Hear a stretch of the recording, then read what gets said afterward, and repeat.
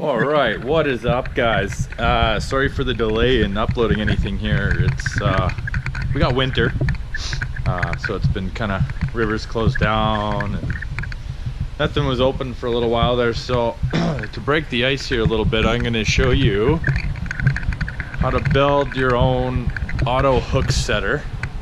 I had a treated 2x6 around here somewhere that I am trying to find.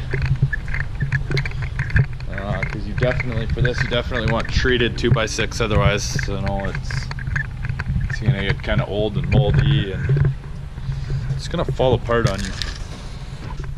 Oh, that's right there. It is exactly where I put it last year. Okay, so first things first here, you got to, you want to cut your 2x6 to 22 inches. And I know the saw blade takes off about 1/8 of an inch. So then I add 1/8 of an inch to these measurements. And then I go 2 inches for the drop plate. Okay, so then you want to line this mark up with your, with the blade.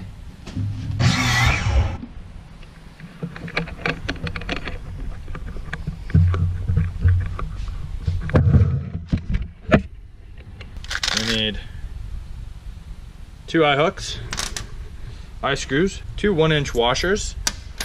We need a long bolt, and you need a nut. And then I got these little Alligator clips, and a stainless steel hinge. One of these. And then we also need, this is the trigger. I will show you how to make those. You start with regular wire. I like thicker wire, it's more durable. And then you get some drill bits. You need a drill too. So then what you want to do, you want to grab your little drop piece. In case you don't know what a pencil looks like.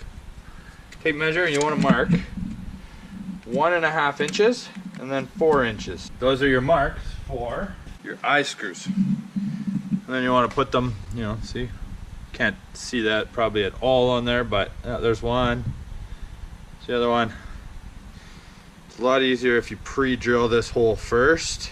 I'm going to use a 5/64 drill bit to get these holes started.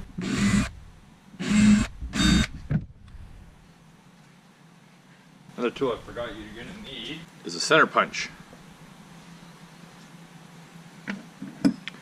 Makes this a lot faster and easier to screw these in. There you go. Now those are going to be for how hard or soft you want to set the hook. The ones that I made last year, I had the hinge sitting about 2.25 inches back. You want that to be as close to center as possible. And you want this, bear with me. Okay, I'm back with the world's smallest screwdriver. You want this to be about as straight as possible. Looks pretty good to me. Little pilot hole. It works. Okay, so now that I know the hole is gonna work where it is, take this back out. Then your drop plate, this the bottom. So then you always want to set the plate flat and then put the hinge flat. You can lift it up a tiny bit. That's where you want to drill your holes. Or one of them, anyways. Now this time around, screws can stay. I apologize if this how-to video is not very good. It's the first one I've ever made. You screw this back down into the holes you drilled before. So you screw this down nice and tight. That's what you want. You don't want it to sit up on its own. So now, you need your rod holder. For this I'm using a old piece of trampoline frame. It's solid, it's got to be 1/8 of an inch thick. So that won't be bending on you at all, no matter how hard that fish is pulling. I'll show you what to do with this now. This part, you want to wear earmuffs. Okay. You need a big hammer. Aha!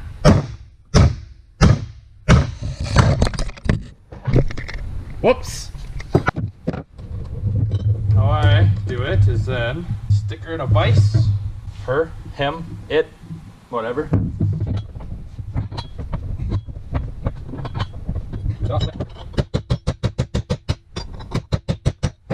I never said it was going to be pretty. Just going fishing, right? Not going to wet it. Okay. So now you've crimped the one side of it. That thing won't be saying anything for ever. Oh, now what you do, I want to use a 5/16.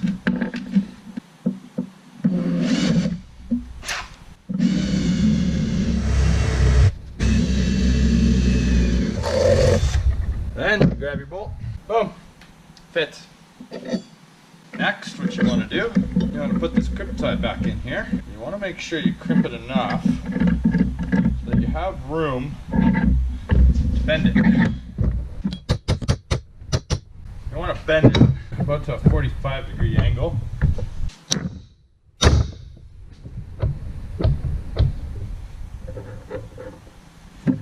dear, I am ripping this thing out of the... I gotta go the other way. The drill bit seems a little bit big, so I'm gonna switch it to one size smaller. I'm gonna go 9/32. Then what you do, drill some more holes. So the numbers 1.5 and 4 coming back into play. You want to measure 1.5 and 4. Measure halfway. 2 hole. And I failed to mention earlier, you'll need a 1-inch drill bit as well. And another thing that makes it good is you can use any size really, as long as it's smaller than a 1-inch diameter here. This one here is an 11/16 socket, but this is where my punch comes into play. So sorry, I'm trying to do this with one hand here. So you put the punch in your vise. You want a good strong pair of pliers.